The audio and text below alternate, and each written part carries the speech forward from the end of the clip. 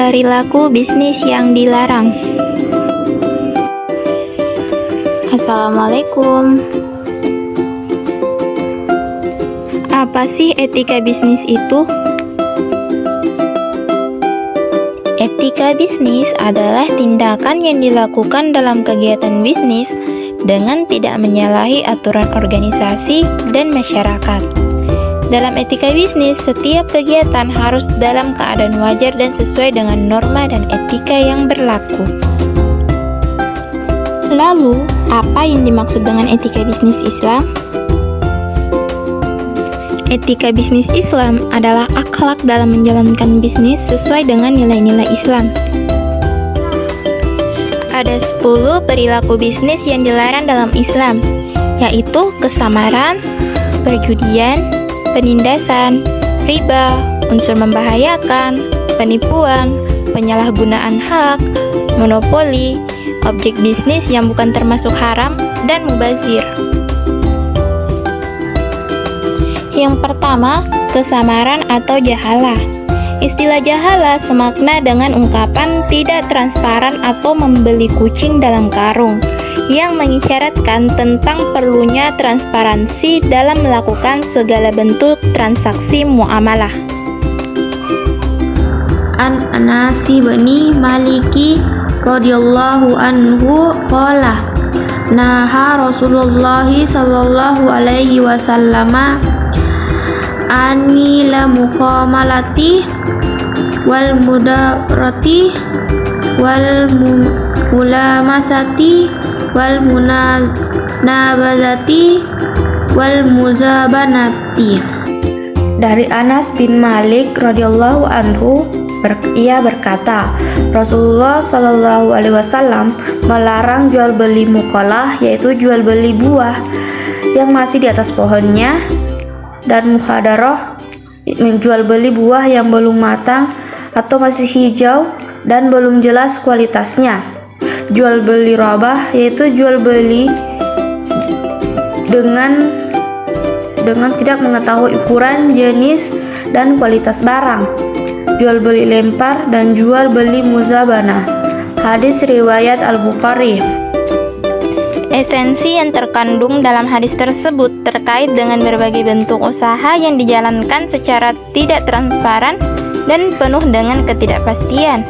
Maka, jika prediksi yang telah mendorong kedua belah pihak untuk melakukan transaksi jual beli ternyata tidak sesuai dengan kenyataan, niscaya akan melahirkan kekecewaan dan bahkan penyesalan yang sangat mendalam, atau bahkan terjadi percekcokan di antara kedua belah pihak. Yang kedua, perjudian atau maisir. Contoh praktik jual beli yang mengandung unsur maisir atau perjudian adalah game online dengan konsep taruhan, SMS berhadiah, dan kuis yang dilakukan melalui telepon. Orang yang sudah terlanjur mengeluarkan uang untuk mendapatkan sesuatu barang, ia akan semakin terobsesi untuk mendapatkan barang yang menjadi targetnya.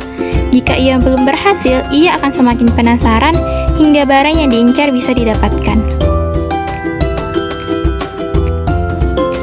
Allah Subhanahu wa Ta'ala berfirman, Ya ayyuhallazina amanu innamal khamru wal maisiru wal ansabu wal aslamu rajsum min amali syaitani fajtanibuhu la'allakum tuflihun.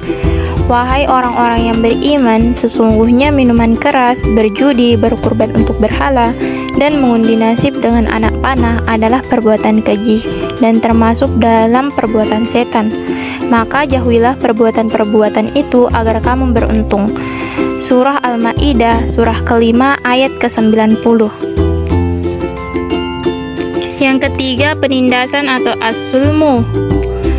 Allah Subhanahu wa Ta'ala berfirman, fa in lam taf'alu fa'sanu biharbin minallahi wa rasulihi wa in tubtum falakum ru'usu amwalikum la tadlimuna wa la tudlamun. Jika kamu tidak melaksanakannya, ketahuilah akan terjadi perang dari Allah dan Rasul-Nya. Akan tetapi jika kamu bertobat, kamu berhak atas pokok hartamu. Kamu tidak berbuat zalim atau merugikan dan tidak disalimi atau dirugikan. Surah Al-Baqarah surat kedua ayat ke-279. Yang keempat, riba. Allah Subhanahu wa taala berfirman, Allazina ya'kuluna riba la yaqumuna illa kama yaqumul ladzi yatakabbathu as-saytanu minal mas. Salika bi annahum qalu innamal bai'u mislur riba wa Allahul bai'a wa harramar riba. Faman ja'ahu mau'izatun min rabbih fantaha falahu ma salaf wa amruhu illa wa man ada fa ulaika ashabun nar hum fiha khalidun. Orang-orang yang memakan atau berinteraksi dengan riba tidak dapat berdiri, kecuali seperti orang yang berdiri sempoyangan karena kesurupan setan. Demikian itu terjadi karena mereka berkata bahwa jual beli itu sama dengan riba. Padahal Allah telah menghalalkan jual beli dan mengharamkan riba. Siapapun yang telah sampai kepadanya peringatan dari Tuhannya atau menyangkut riba, lalu dia berhenti sehingga apa yang telah diperolehannya dahulu menjadi miliknya dan urusannya atau terserah kepada Allah. Siapa yang mengurangi transaksi riba, mereka itulah penghuni neraka. Mereka kekal di dalamnya. Al-Baqarah surat kedua ayat ke-275. Yang kelima, unsur membahayakan atau ad-darar. Perintah maupun larangan dalam Islam memiliki tujuan yang sangat prinsip dan mendasar guna menjaga 5 kebutuhan mendasar manusia.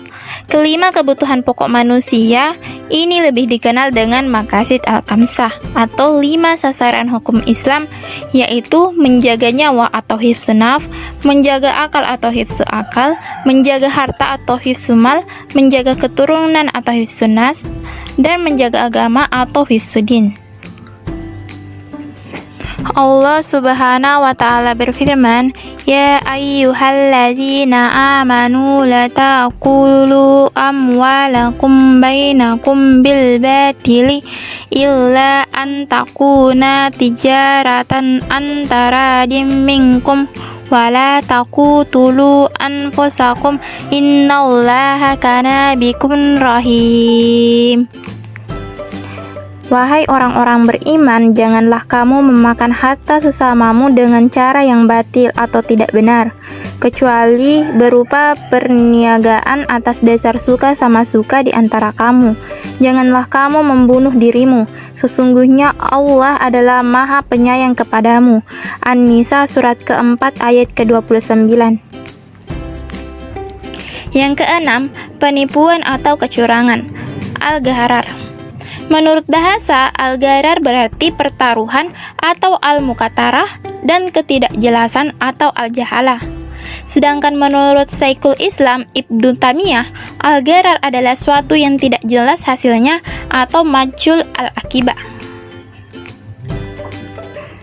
An Abi Hurairah qala naha Rasulullah sallallahu alaihi wasallam an bai'il hasati wa an bai'il qarar. Dari Abu Hurairah berkata, Rasulullah sallallahu alaihi wasallam melarang jual beli dengan lempar kerikil dan jual beli garar atau spekulasi. Hadis riwayat Muslim.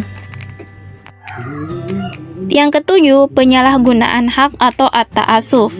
Dalam istilah fikih, penyalahgunaan hak atau ta'assuf fil istimalil hak berarti penggunaan hak secara berlebihan sehingga dapat menimbulkan pelanggaran hak dan kerugian terhadap kepentingan orang lain maupun masyarakat umum.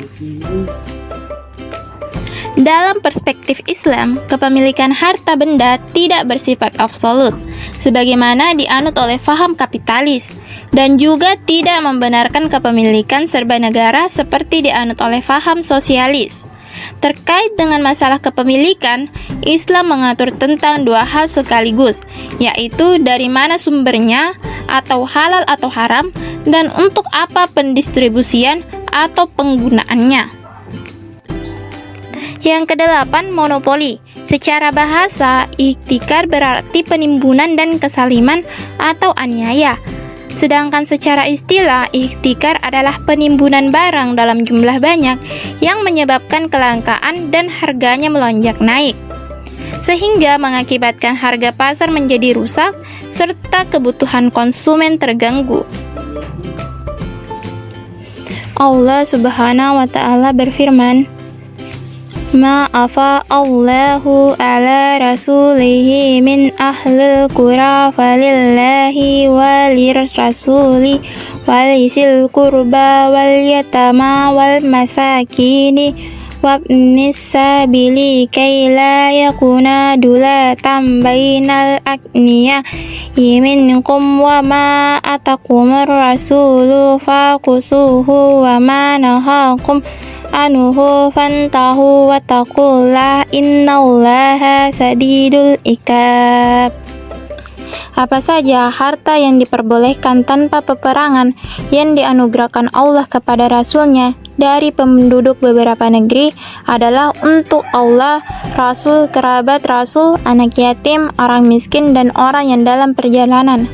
Demikian agar harta itu tidak hanya beredar di antara orang-orang kaya saja di antara kamu. Apa yang diberikan Rasul kepadamu, terimalah. Apa yang dilarangnya bagimu, tinggalkanlah. Bertakwalah kepada Allah, sesungguhnya Allah sangat keras hukumnya. Al-Hasr, surah ke-59 ayat ke-7. Yang kesembilan, objek bisnis bukan sesuatu yang haram. Islam tidak pula menganut faham yang serba tidak boleh atau haram, sebagaimana keyakinan segelintir orang. Namun, dalam syariat Islam diatur regulasi tentang persoalan yang halal dan haram. Kehalalan sesuatu bisa disebabkan oleh zat barang itu sendiri yang dihukumi haram atau karena cara memperolehannya yang dilarang oleh agama. Yang ke-10, mubazir. Salah satu persoalan yang sangat dimurkai oleh agama adalah sikap berlebihan dalam menggunakan sesuatu hingga melampaui batas yang diperbolehkan oleh syariat Islam. Salah satu makna dan tindakan tafsir dalam perilaku bisnis adalah menimbulkan kekayaan dan keuntungan secara berlebihan atau dengan tidak wajar, sehingga ia hidup dalam berkelimang harta, namun keluarga dekat, tetangga, dan orang yang seharusnya mendapatkan santunannya diabaikan dan hidup dalam kekurangan. Allah Subhanahu wa Ta'ala berfirman, Innal mubassirina kanu ihwana saytin wa kana saytanu lirabbihi kafur. Sesungguhnya para pemboros itu adalah saudara-saudara setan, dan setan itu sangat ingkar kepada Tuhannya. Surah Al-Isra, surat ke-17 ayat ke-27. Thank you. Do you any question?